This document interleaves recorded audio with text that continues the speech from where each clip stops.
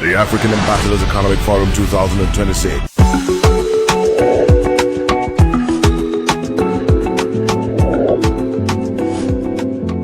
What is it that makes someone like you decide that no matter what, wherever you are, you're not going to have a chip on your shoulder that says, I am the president? And what does that mean for you in terms of being able to relate with people here and people in your country? I came from a very humble background in the sense that my parents were not rich people. You know, there are times when we had very little to eat at home, but we had a very dedicated mother and dedicated father who made a commitment right from the start, and that is to take care of their children. So whatever they provided for us, we were very much satisfied with it. So I grew up understanding that it's not the material thing that matters most. It's the love in the family, caring for mothers and father, caring for their children and teaching them certain spiritual values about life.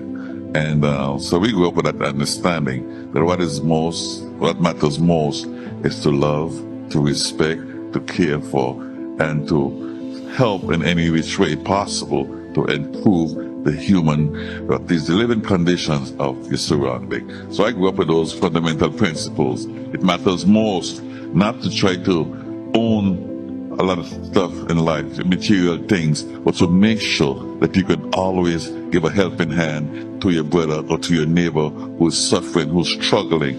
Help him as much as you can so that both of you can grow and be prosperous in life. I remember so many years ago when I used to live in the United Kingdom. I went for an event, and there right in front of me was the Prime Minister of the United Kingdom, Mr. Tony Blair at that time. And I walked straight to him, I shook his hand, and I said, oh, well, Sherry is around. And I went to his wife, and I shook her hand. And I said, I'd like to be able to speak with you at some point because my TV station would like to have an interview. And she said, Claire, come. And a lady came around and gave me a number, and we were able to arrange something. You know that in Nigeria, that would be almost impossible to talk to the First Lady of Nigeria in that way. So how does it affect the relationship between the people of a nation and the way their leaders carry themselves, not like His Excellency who's here? How does it affect the relationship between the people and the government? Okay, I want to say this. Leadership is about service.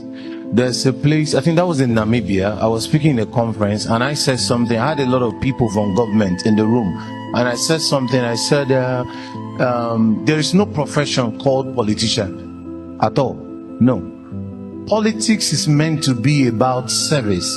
Now you see a lot of people in Africa, you ask them, I'm a politician. Somebody starts as a councillor. From councillor, it becomes a local government chairman, governor, no, deputy first, deputy to governor, after governor, minister again, from minister, senator, house of rep, the same person. You have a political career for 60 to 70 years. That is evil. It's evil. That's why Africa is the way it is. I don't know if some of you have seen some video online where you see some people that are practically imbecile in leadership.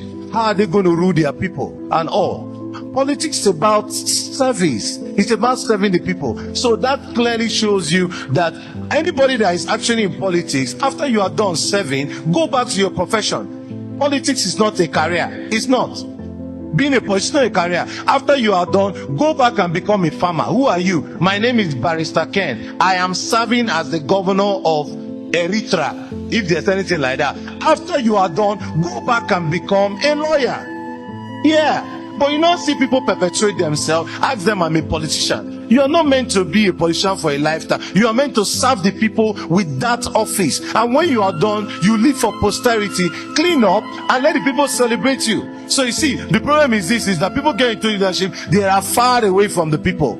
Because why? They just ostracize themselves. They are not in touch with reality. A lot of people that are leaders are not in touch with reality. And that's why they don't feel the pain and the pulse of the people. I travel, go to UK, go to different countries and all. Of course, go to St. Martin. I've not been there and we are going there. Go to St. Martin. You see leadership close to the people. They are friendly, they are nice. What are you running away from? That's why most times you ask some people that are in leadership in Africa that, well, you tell them about what's happening in a particular locality. They are not aware. And in case any leader like that is in Africa, ladies and gentlemen, let's join our hands together and vote out the person from power. Thank you. Thank you. Let me just add to the question, and in terms of a response to the question, what we need to also bear in mind is that many of the African leaders that were in government at a given moment, and some of them are still, even though they're 70, 18 years old, 80 years old, they were imposed by the colonial masters. Okay? And they were not there because they cared or they loved their people. They were there because they served well the colonial masters.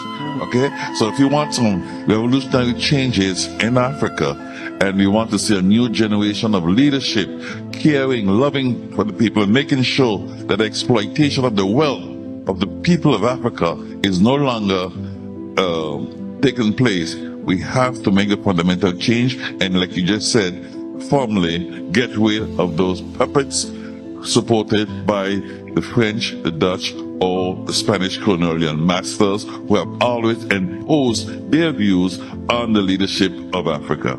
And it's a sad situation, but like I said, the new revolutionary leaders today are making a fundamental difference. And I'm proud to see that changes are on its way, and that tomorrow we can look forward to a new Africa with new leadership. Thank you. Thank you. So let me take you to the next level and ask you, the things that the people of any nation see their president do will influence the way they also do their own things.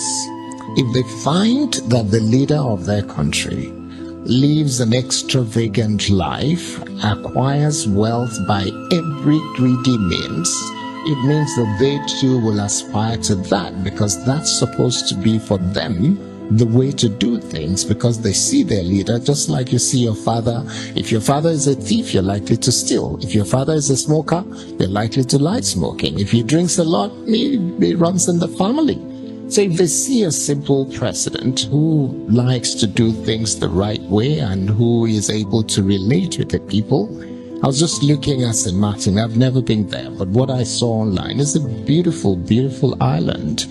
And I know that in some parts of Africa, keeping an island like that would have been almost impossible, to keep it serene and as beautiful as it is. What is it that the leadership and the government of St. Martin, what does it do to make it such that the island remain as beautiful as it is, as it's been over the years? What are the things that make it possible for you to make that happen? Leadership is first and foremost about caring and serving your people. And once there's that understanding, and the people can sense in the way you carry yourself, the way you handle situations, they would understand early that it's not about enriching yourself, but it's most primarily about making sure that the living conditions of the people are significantly improved. And that's what makes you an exceptional leader, at least a leader that cares and shows concern for your people.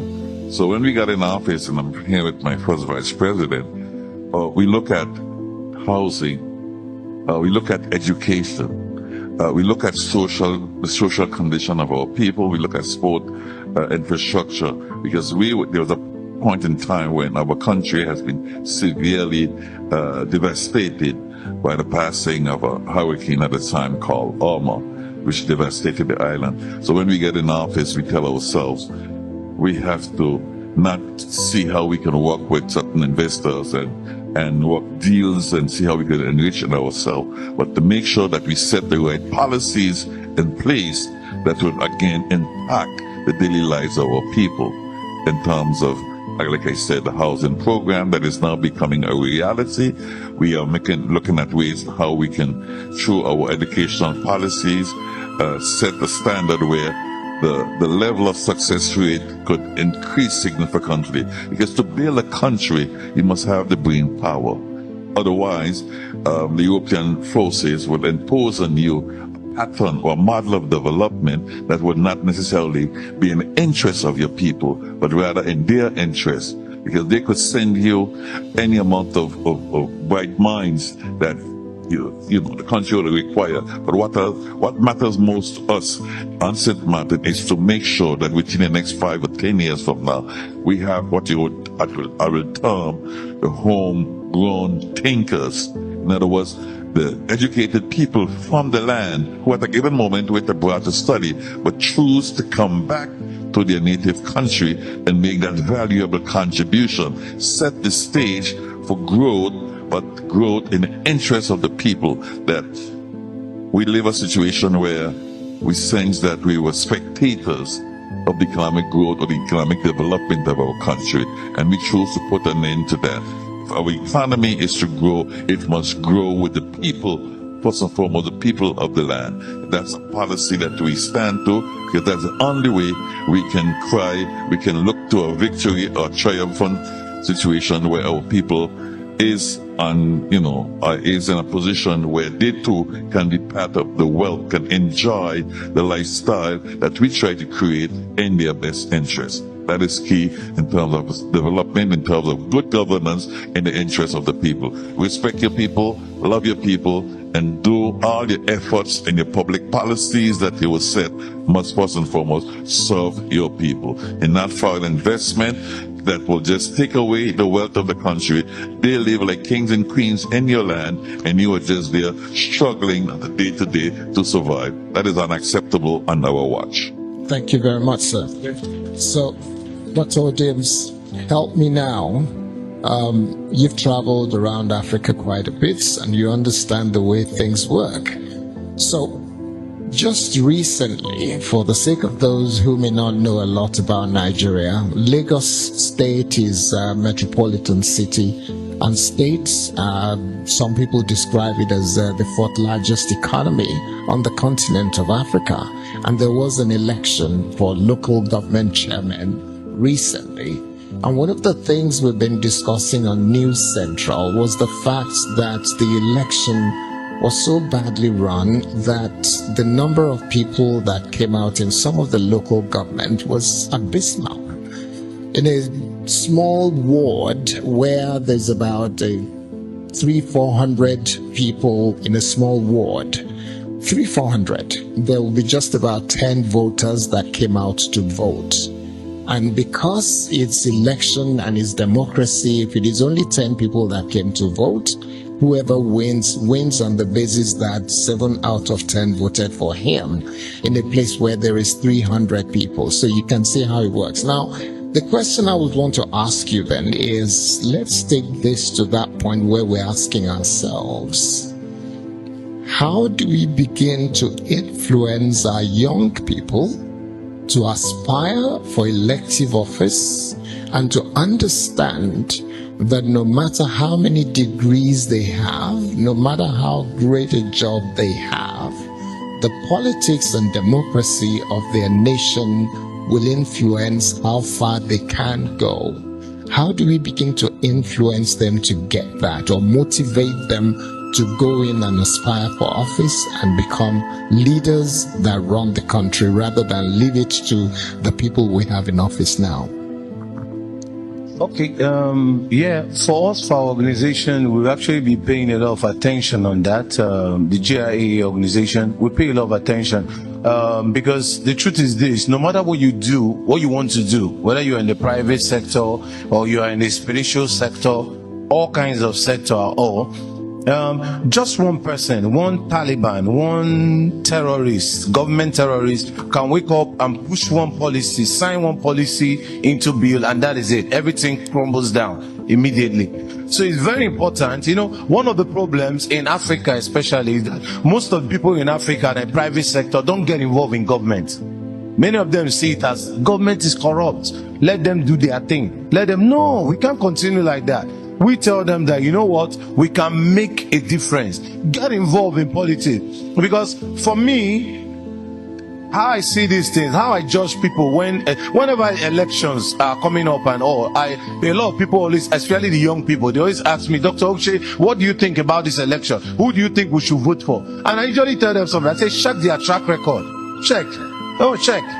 What has the person been doing for the past 20 years? What has he or she done? Now, number one, that person for the past 20 years, he or she has not started any business. He doesn't own any business. He has not grown wealth. How do you expect that that person is going to help you? He doesn't have anything he's accountable for. Do you know the funniest thing? Many leaders in Africa currently right now, if you give them, okay, even after stealing $1 billion and all, if you tell them to invest in a business, they cannot. Their brain cannot even assimilate what to invest in. How can somebody steal money, take it out of the country? You are paying interest on the money that you stole for the people to keep it on your behalf. It's not wonderful. And at the end of the day, you might not die. All those money will disappear. The thing is that the private sector needs to take over. We need to come into governance. Most of us that are CEOs, running businesses, we need to. It's very, very important. If the private sector can come into governance, we are going to have a better government. Because if you can grow wealth, even if it's to pay 10 people, 15 people, that means you'll be able to make some impact, whether in your ward, local government, or whatever. So the young people and people in Africa should get involved. Let the people in the private sector get. You don't need to be afraid. I was speaking in one church and I told them something. I said, a lot of people within the church, everybody, Africa is religious. Everybody goes to church. That's the truth. Either church or you go to mosque and all. But we have more in churches. I said, it has been discovered that mostly in every church, almost all the church you are looking at, whenever anybody comes into church and all, the person, they either turn the person to an usher, choir member, praise and worship leader, or convert him to a pastor. We should have a department for leadership. What am I saying is, Africans listen to their pastors. Yeah, am I right? Am I saying the truth? We listen. The African respect spiritual a lot. Pastors, religious leaders have a lot of role to play. For us to change the status quo, we need a lot of influence of religion, but now in the positive side. The spiritual leaders need to, if you're a pastor here, you better go and organize and open up a department of leadership where you'll be training your people on how. That's the only way we can change the trajectory. If we are waiting for angel to fall from heaven to change it, nothing. We will remain like this, keep going around the circle. We need to rise up. And that rising up needs to be an intentional act. Because why? Why is it possible? It's time for Africa. Somebody was asking me, said, how do you know that this thing can change? I said, for the very first time ever in the whole wide world, many years ago, I remember, whenever you play a song of Raskimono, people don't want to know. There's a man called Raskimono. You play a song of Two-Face, nobody wants to know anything about it. But guess what? Right now, African song is leading. Am I right? Around the whole world. In terms of gospel, we are leading. In terms of secular, we are leading. Medical health, Africans are doing exceptionally well. In the area of tech, we are doing exceptionally. These are signs to show that it's time for Africa. Let's rise up. We can do it. We can change. Most of you that are here now are meant to be presidents in your country, but right now you're working for somebody. Catch a vision. The provision will come. Provision means what is needed to advance the vision. It will come. It's time for Africa, and you, all of us can make the difference. Let's get involved in politics and change the trajectory. The African Ambassadors Economic Forum 2026.